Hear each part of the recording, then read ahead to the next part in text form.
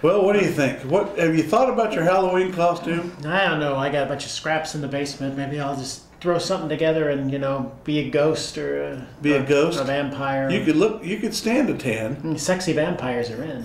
You are. Yeah, I'm telling you. Where do you think you'll be? I think I'll just be myself. That's scary. That's one of the advantages of being ugly. You don't have to buy a costume. Well, don't scare little children. No, I won't.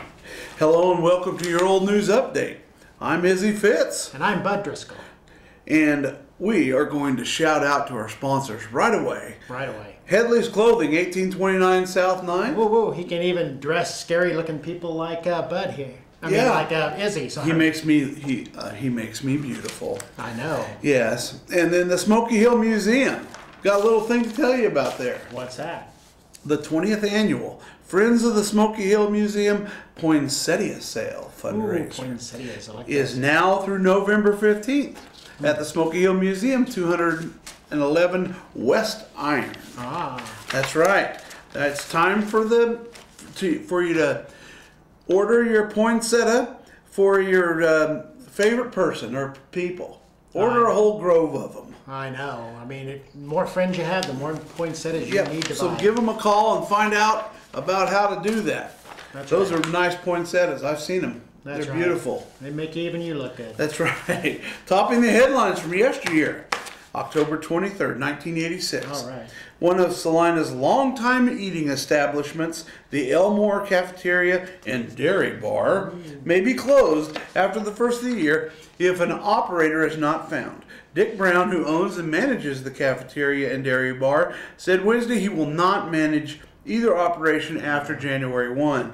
He said he would like to see them remain open and is hoping to find a buyer for either or both operations. Well, apparently he didn't because there's no more. I heard you could get some fantastic chocolate milk down there. Probably I'm kind of a fan of that. But it's gone now. It's gone now. So many things are. Yes. All right, October 19th, 1936. 75 years ago? A long time ago. Led by Sheriff C.J. Anderson, a raiding squad invaded the Oakleaf Club at 601 East Pacific at about 3:15 o'clock Sunday morning, and 2 hours later walked out with 12 prisoners and an assortment of gurgling flasks. I noticed it took them 2 hours to bring these guys out. Yeah. You think they did a little themselves? They probably did. Frequent complaints, Sheriff Anderson said, led to the raid on the Roadhouse, which was formerly known as the 40 Liars Club. I bet they told some tales. That's right. October 21st, 1936. Halloween pranksters who go out soaping windshields and windows, painting signs or obscene messages on cars, or defacing or destroying property are apt to spend their evenings in police headquarters. Chief of Police D.K. Fitch said today that pranksters found doing those things will be taken to the police station and kept there until after midnight, at which time they will be taken home. Unless in the case of boys, their parents have called for them before that time. Well, yeah, Halloween for you. That's right.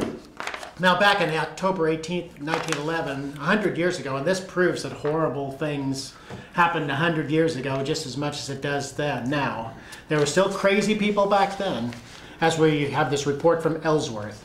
A report reached Ellsworth shortly after noon that Charles Marzik, that's the way I'm going to pronounce it, Charles Marzik, the ex-convict for whom authorities have been searching in connection with the solution of the mystery of the death of William Showman, his wife, and their 3 children here last Sunday night, has been found in a cellar on the James Vopat place near Ellsworth.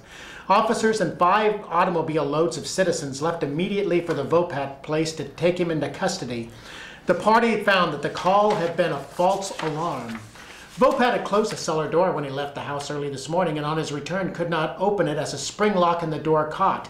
This led to the theory that Marzik was hiding there to injure him or his wife. Now, Mrs. Vopat is the divorced wife of Marzik and the sister of Mrs. Showman. The plot thickens. This is Denny's. She has been fearful that Marzik would return to do her injury, and since the murder of her sister and her family, she has continually carried a gun for protection. Sound familiar?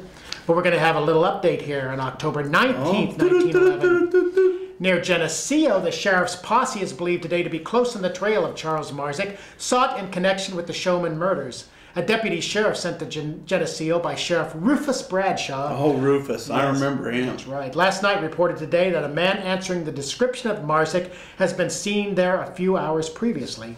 Authorities still fear lynching if the man is caught, and every precaution is being taken to have him taken to the officers. Yep. So I'm sure we'll be updating not make the story. To jail. They might find a tree for that fella. Back then, you know, justice was done at the end of a rope. That's right.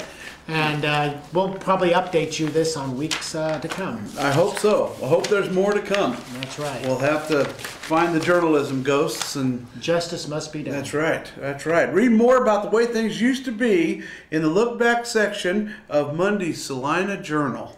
Yes, and...